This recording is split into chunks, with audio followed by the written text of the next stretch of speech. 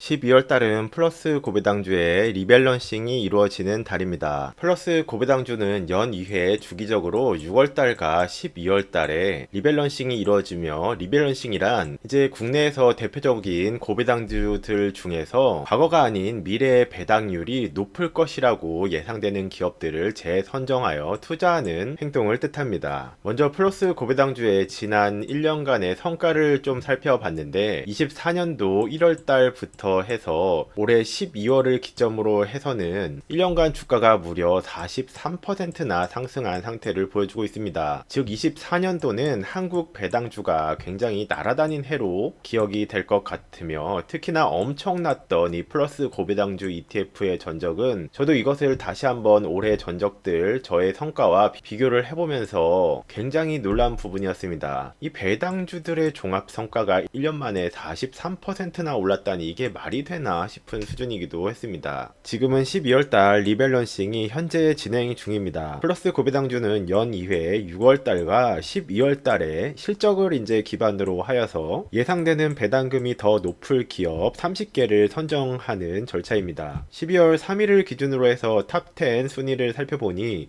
1위는 우리금융지주였고, 2위는 KTNG, 3위는 SK텔레콤, 4위는 BNK금융지주, 그리고 5위는 기업은행, 그리고 6위는 삼성증권, 그리고 7위는 하나금융지주였으며, 8위는 NH투자증권, 그리고 9위는 삼성화재, 그리고 10위가 LG유플러스가 탑10 안에 새로 들어온 모습을 확인이 되었습니다. 아직은 현재 진행형이기 때문에 최종적인 리밸런싱 결과는 12월 말까지를 기다려 봐야 알 수 있을 것이며, 저는 이 플러스 고배당주가 지난 10년간의 성과도 굉장히 좋고, 그리고 특히나 이 실적을 기반으로 해서 실적이 좋았던 기업들을 기반으로 해서 배당금이 높을 대상 기업들을 선정하는 방식에 상당한 신뢰성도 가지고 있기 때문에 이 리밸런싱 결과로 해서 랭크가 상위로 치고 올라온 대상들을 집중적으로 분석하는 편입니다. 지난 6월달 기준으로 해서도 이제 제가 플러스 고배당주도 참고를 하여 선택한 대상들은 4가지 선택 대상들이었습니다.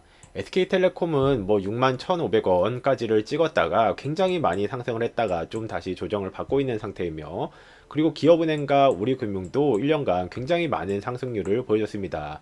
뭐 이뿐만이 아니라 뭐 국내 배당주들이 대부분 굉장히 큰 폭으로 이제 상승한 모습이 24년도에는 확인이 되었으나, 그러나 뭐 플러스 고배당주에서 선택한다고 해서 또는 뭐 워런 버핏이 오더라도 100%다 좋고 맞출 수는 없습니다.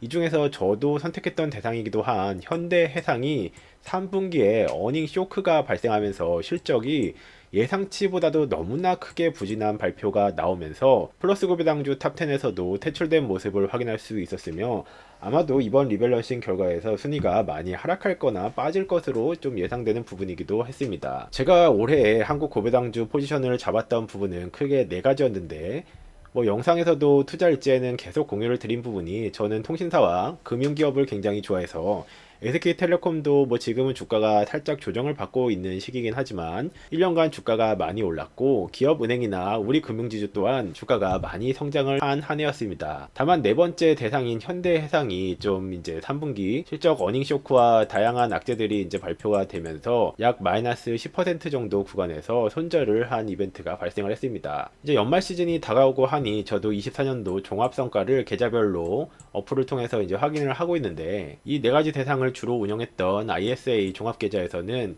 연간 종합실적이 플러스 25% 정도였습니다. SK텔레콤과 기업은행, 우리금융주주 3군데에서는 수익이 이제 발생을 했고, 현대해상은 마이너스 10% 정도 손절이 발생을 한 것으로 확인이 됐습니다. 플러스 고배당주의 월배당금 지급 이력을 살펴보면 뭐 특별한 것 없이 쭉 균등한 월배당금이 지급되고 있습니다. 5월달부터 해서 63원의 월 분배금이 12월까지도 쭉 이어지고 있는 형태였으며, 현재 주가가 많이 올라서 약 5% 내외 정도의 분배금이 예상되었습니다. 24년도 배당금 합계는 현재 1191원으로 해서 굉장히 높게 이제 표기가 되고 있는 상태인데, 한 해의 특수성 때문으로 기존의 월 배당금이 연간 배당금이었던 750원이 이제 4월달에서 5월달에 지급이 되면서, 그 이후에 5월부터 월 배당금이 플러스 알파로 꾸준하게 더 지급이 되고 있는 부분 때문에 발생한 일회성 이슈라고 생각하시면 될 것 같습니다. 다음으로 플러스 고배당주가 이제 커버드콜 전략을 결합한 상품이 출시가 되었는데, 8월분부터 월 배당금을 지급하고 있어서 130원 지급하던 것이 10월 달에는 133원을 지급하고 11월 달에는 더 인상된 142원을 지급한 것으로 확인이 되고 있습니다. 상품의 컨셉으로는 고배당을 지급하는 원천이 재원으로 두 가지를 활용하며 기초지수로는 기존의 플러스 고배당주 배당 수익이 약 5% 정도 발생을 하게 되고, 그리고 이제 코스피 200을 위클리 콜옵션 매도 수익을 추구하면서 이 코스피 200을 대상으로 한 위클리 콜옵션 상품들이 분배금 지급률이 굉장히 높은 특성을 좀 가지고 있는데, 주간 2회, 월간 8회 프리미엄을 수취해서 분배금으로 활용하여 지급하는 형태로 운영이 되고 있습니다. 잠시 저의 자산 배분 전략의 모티브가 된 변동성이 매우 큰 투자의 사계절들을 안정적으로 방어하며 더 잘 즐기기 위한 변동성은 낮추고 수익은 더 꾸준히 얻기 위하여 활용 중인 올해더 포트폴리오 PDF 전자책을 소개드립니다. 주요 내용으로는 사실 대부분의 개인 투자자들은 시장 타이밍 예측을 줄이고 주식 몰빵, 특히 이 개별 주식을 줄여서 비중이 다소 낮더라도 자산 배분 전략을 활용하면서 이해하기 시작하고, 정기 투자 전략, 이 둘의 장점만 제대로 확실히 이해를 하고 활용하는 것만으로도 그 성공률을 극적으로 끌어올릴 수가 있습니다. 사실 대부분의 투자 대가들이나 유명한 헤지펀드들은 자산 배분 전략을 대부분은 잘 활용을 하고 있습니다. 문제는 이 개인 투자자 분들이 이것이 워낙 생소하다 보니까 특정 자산에 대한 비중이 너무 높게 투자하여서 큰 리스크에 노출되는 부분을 많이 보고 있고, 저 역시 그랬기 때문에 자산 배분과 정기 투자